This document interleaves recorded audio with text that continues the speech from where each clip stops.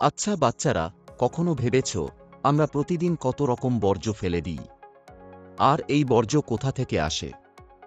আজ আমরা শিখব বর্জ্যের উৎস ও প্রভাব। চলো শুরু করি। বর্জ্যের উৎপাদন ও ব্যবহার কেন্দ্রকেই আমরা বলি বর্জ্যের উৎস। আর এগুলির ধরন অনেক রকম। প্রথমেই আসি গৃহস্থালী বর্জ্য। এগুলো আমাদের দৈনন্দিন জীবনে বাড়ি থেকে বের হয়। বেশিরভাগই জৈব ভঙ্গুর, তবে কঠিন, তরল আর গ্যাসীয় সব ধরনের বর্জ্য থাকে। এই বর্জ্য থেকে কম্পোস্ট সার আর বায়োগ্যাস তৈরি করা যায়। এবার কিছু উদাহরণ জেনে নেওয়া যাক। শাকসবজি ও ফলের খোসা, মাছ মাংসের উচ্ছিষ্ট, পুরানো বই, খাতা, খবরের কাগজ, ভাঙা মগ, বোতল, ভাঙা শিশি, খেলনা, কার্ডবোর্ড, প্যাকিং বাক্স, টিন, পুরানো পাত্র ইত্যাদি। এবার আলোচনা করব শিল্প বর্জ্য নিয়ে। শিল্প কারখানায় যখন পণ্য তৈরি হয়, তখন অনেক অনুপযোগী শিল্প বর্জ্য বের হয়। এগুলো সাধারণত বিষাক্ত, জৈব অভঙ্গুর এবং পরিবেশের সবচেয়ে বেশি ক্ষতি করে। এমনকি এগুলো অ্যাসিড বৃষ্টি আর বিশ্ব উষ্ণায়ন ঘটায়।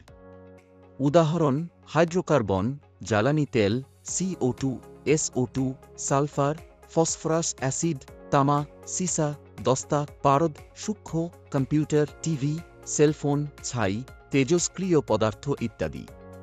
এবার আলোচনা করব কৃষিজ বর্জ্য নিয়ে। চাষবাস আর পশুপালন থেকে আসে কৃষিজ বর্জ্য। বেশিরভাগই জৈব ভঙ্গুর, মাটির উর্বরতা বজায় রাখে, কিন্তু কখনো কখনো জল দূষণ ঘটায়। উদাহরণ: ফসলের অবশিষ্টাংশ, পশুর মলমূত্র, পোড়ানো থেকে ছাই, মিথেন গ্যাস, সার ও কীটনাশকের অবশিষ্টাংশ ইত্যাদি। এবার আলোচনা করব পৌর বর্জ্য নিয়ে।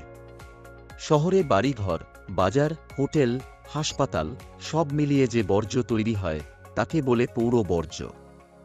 ভারতে গ্রামে প্রতিদিন ৩০০ গ্রাম আর শহরে ৫০০ গ্রাম বর্জ্য উৎপন্ন হয় প্রতিজনে। উদাহরণ: গৃহস্থালী বর্জ্য, পশুর মলমূত্র, নির্মাণ সামগ্রী, বাজারের উচ্ছিষ্ট, নর্দমার নোংরা জল, হাসপাতালের অসংক্রামক বর্জ্য ইত্যাদি। এবার আলোচনা করব জৈব বর্জ্য নিয়ে। উদ্ভিদ ও প্রাণীজাত দ্রুত পচনশীল বর্জ্য হল জৈব বর্জ্য। মাটির উর্বরতা বাড়ায়, কিন্তু ঠিকমতো না ফেললে দুর্গন্ধ ছড়ায়। উদাহরণ: হাটবাজারের পচা সবজি, ফল, গৃহস্থালীর খাদ্য উচ্ছিষ্ট, কাগজখণ্ড, কৃষিজ ফসলের অবশিষ্টাংশ, পশুর মলমূত্র, শিল্পের চামড়া, আখের ছিবড়া ইত্যাদি। এবার আলোচনা করব স্বাস্থ্যকেন্দ্র বর্জ্য নিয়ে। হাসপাতাল, নার্সিংহোম, ডিসপেন্সারি, স্বাস্থ্যকেন্দ্র, প্যাথোলজি, পলিক্লিনিক থেকে যেসব অবাঞ্ছিত ও পরিত্যক্ত বর্জ্য উৎপন্ন হয় তাদের চিকিৎসা সংক্রান্ত বর্জ্য বলা হয়। এগুলো দুই ধরনের। ১. সংক্রামক বর্জ্য, স্বাস্থ্য ও চিকিৎসা ক্ষেত্রের যেসব বর্জ্য পদার্থ নানান জীবাণু বহন করে বিভিন্ন রোগ সংক্রমণ ঘটায় তাদের সংক্রামক বর্জ্য বলে। ২. অসংক্রামক বর্জ্য, চিকিৎসা ক্ষেত্রের যেসব বর্জ্য জীবাণু বহন করে না এবং রোগ সংক্রমণ ঘটায় না তাদের অসংক্রামক বর্জ্য বলে। উদাহরণ: সংক্রামক সিরিঞ্জ, ব্লেড, রক্তমাখা ব্যান্ডেজ। অসংক্রামক অ্যাসিড, ওষুধের ফয়েল, তেজস্ক্রিয় MRI যন্ত্রাংশ। এবার আলোচনা করব তেজস্ক্রিয় বর্জ্য নিয়ে। পারমাণবিক শক্তি কেন্দ্র, ইউরেনিয়াম খনি থেকে নির্গত ক্ষতিকারক বিকিরণযুক্ত বর্জ্য হল তেজস্ক্রিয় বর্জ্য। এটা মানুষ ও প্রাণীর জন্য মারাত্মক। উদাহরণ: ট্রাইটিয়াম, সিজিয়াম 137, ইউরেনিয়াম মিশ্রিত জল, তেজস্ক্রিয় ছাই। তোমরা দেখলে বর্জ্য কত উৎস থেকে আসে আর কত ক্ষতি করে। তাই মনে রাখো, প্রকৃতিকে বাঁচাও, ভবিষ্যৎকে সুন্দর করো। আমরা যদি সচেতন না হই, তবে এই বর্জ্য আমাদের স্বাস্থ্য, পরিবেশ ও ভবিষ্যৎ প্রজন্মকে ক্ষতি করবে। তাই মনে রাখো, রিডিউস, রিইউজ, রিসাইকেল এবং সঠিকভাবে বর্জ্য ব্যবস্থাপনা করতে হবে। এখন আমরা শিখব পরিবেশের ওপর বর্জ্যের প্রভাব। তোমরা কি জানো, আমাদের চারপাশে প্রতিদিন যে বর্জ্য জমছে সেগুলো শুধু চারপাশ নোংরা করছে না, বরং জল, মাটি, বায়ু সবকিছুর ওপর মারাত্মক প্রভাব ফেলছে। ১. জল দূষণ। শহরের নর্দমা আর কলকারখানার নোংরা ও বিষাক্ত জল সরাসরি নদী, জলাভূমি আর সমুদ্রে মিশে যায়। উন্মুক্ত আবর্জনার স্তূপে থাকা জৈবদ্রব্য পচে গিয়ে ক্ষতিকারক রাসায়নিক পদার্থ তৈরি করে।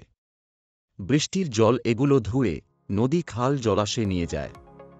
ফলে পানীয় জল ব্যবহার অযোগ্য হয়ে যায়।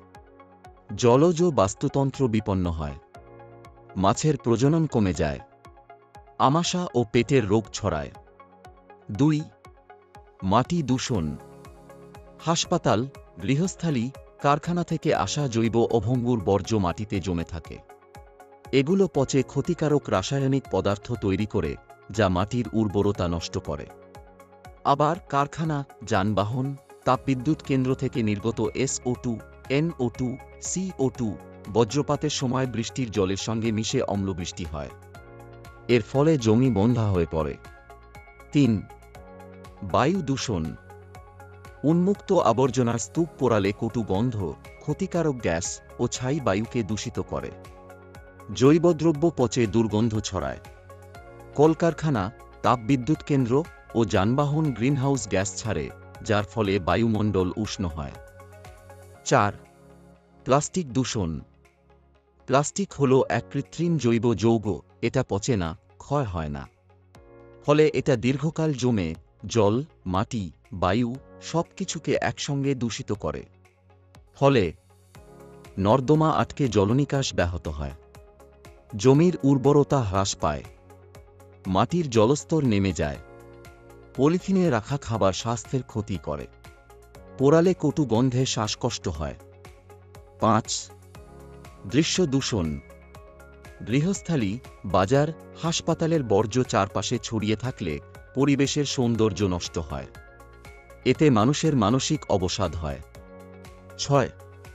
স্বাস্থ্য অবনতি। যখন পরিবেশে অত্যধিক মাত্রায় বর্জ্য জমে, তখন মানুষের রোগ প্রতিরোধ ক্ষমতা কমে যায়। ফলে সহজেই নানা রোগ ছড়িয়ে পড়ে।